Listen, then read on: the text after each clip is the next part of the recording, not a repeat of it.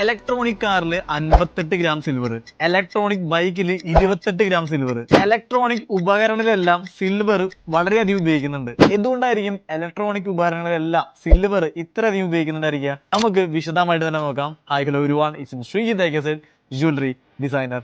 Yes, നിങ്ങൾ ഉപയോഗിക്കുന്ന പല ഇലക്ട്രോണിക് ഡിവൈസുകളിലും ഇപ്പോൾ സിൽവർ വളരെയധികം ഉപയോഗിക്കുന്നുണ്ട്. സിൽവർ ഒരു സീറോ റെസിസ്റ്റൻസ് മെറ്റൽ ആയതുകൊണ്ട് തന്നെ സിൽവറിലൂടെ കറണ്ട് കടത്തിവിടുമ്പോൾ ലോസ് ഇല്ലാതെ കറണ്ട് കടത്തിവിടാനായിട്ട് സാധിക്കും. അതുകൊണ്ട് തന്നെയാണ് പല ഇലക്ട്രോണിക് ഡിവൈസുകളിലും ഇപ്പോൾ സിൽവർ യൂസ് ചെയ്യുന്നത്. നിലവിൽ സിൽവറിന് ഓൾട്ടർനേറ്റീവ് ആയിട്ട് ഒന്നും ഇതുവരെ കണ്ടുപിടിച്ചിട്ടില്ല. ടെക്നോളജീസ് വളരെയധികം വികസിച്ചുകൊണ്ടിരിക്കുന്നുണ്ട്. 2025 മാത്രം ഇന്ത്യ ലോകരാജ്യങ്ങളിൽ നിന്നെല്ലാം 6000 ടൺ സിൽവറാണ് ഇന്ത്യയിലേക്ക് ഇമ്പോർട്ട് ചെയ്തിട്ടുള്ളത്.